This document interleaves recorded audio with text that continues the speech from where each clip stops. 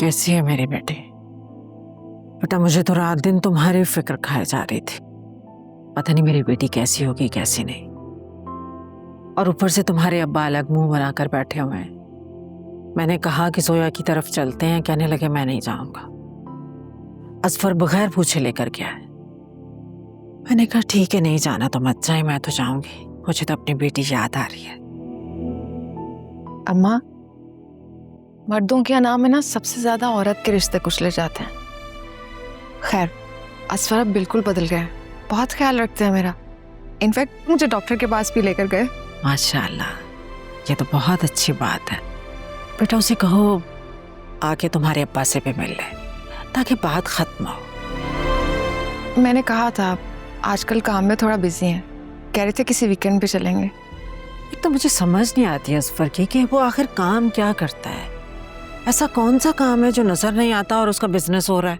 माँ सारी दुनिया कमा रही है लाखों करोड़ों बिटकॉइन से। पता नहीं। वैसे देखा आपने हाज आंटी के वजीफे का कमाल? अल्लाह के कलाम में बहुत बरकत है, बस इंसान का ईमान मजबूत होना चाहिए। फिर कुदरत अपने मुझसे तो दिखाती ही है।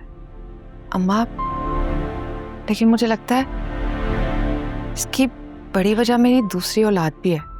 बड़े बूढ़े ठीक कहते हैं, औलाद मर्द के पांव की बेड़ी होती है, बड़े बड़े सुधर जाते हैं। जी अम्मा, ठीक कहती हैं आप। मुझे तो यकीन ही नहीं होता ये पुराने वाले असफर है। रात को मैंने बोला मेरे पाँव में दर्द हो रहा है तो पीछे ही पड़ गए, कहते लाओ मैं दबाता हूँ। इतनी मुश्किल से जान छुड़ाई ना।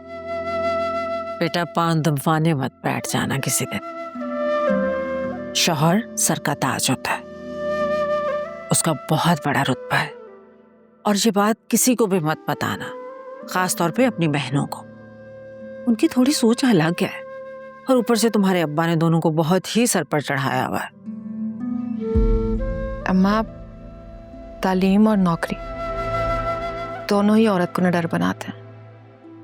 मेरे पास तो दोनों ही नहीं है। तो कोई बात नहीं बेटा, ये तो सारी किस्मत के खेल हैं, अपने अपने नसीब की बात है।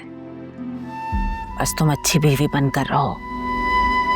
मेरी बेटी के पास अच्छी बीवी होने का जेवर तो है ना, और वो तुम हो मुझे पता है।